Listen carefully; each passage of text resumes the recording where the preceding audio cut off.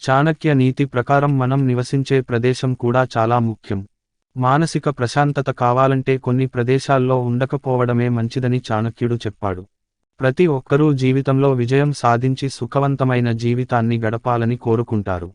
అయితే ఇదంతా ఒక్కరోజులో జరిగేది కాదు. ఇందుకోసం కష్టపడి పనిచేయడం, సరైన సమయంలో సరైన నిర్ణయాలు తీసుకోవడం చాలా ముఖ్యం.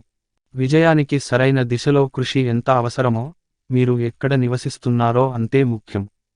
జీవితంలో విజయం సాధించాలంటే ఇంటిని నిర్మించుకునే ప్రదేశాన్ని నిర్ణయించుకునేటప్పుడు కొన్ని విషయాలు తప్పనిసరిగా పాటించాలని చాణక్యుడు చెప్పాడు. లేకుంటే జీవితంలో అపజయాన్ని ఎదుర్కోవడమే కాకుండా భవిష్యత్తులో కూడా అనేక సమస్యలను ఎదుర్కోవాల్సి వస్తుంది. చాణక్యుడు చెప్పిన ముఖ్యమైన విషయాలు ఏంటో చూద్దాం. మీకు గౌరవం లేని చోట మీరు ఎప్పటికీ ఉండకూడదు. ఎందుకంటే మీ చుట్టూ ఉన్న వ్యక్తులు కూడా మీ విలువను చూసి తదనుగుణంగా ప్రవర్తిస్తారు. మీరు గౌరవం పొందడం వారు చూడకపోతే, వారు కూడా మిమ్మల్ని గౌరవించరు. అటువంటి ప్రదేశంలో నివసించడం అర్థరహితం. జీవితంలో ముందుకు సాగాలంటే మంచి ఉపాధి అవసరమని చాణక్యుడు చెప్పాడు.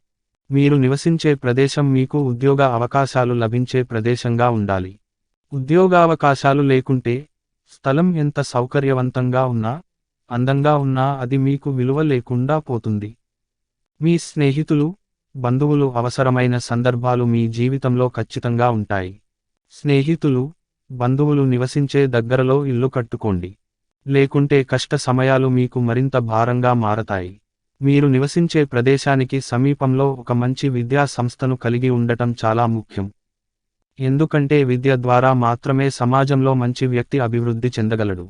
మీ పిల్లలకు ఉత్తమ విద్యను అందించడం మీ కర్తవ్యం.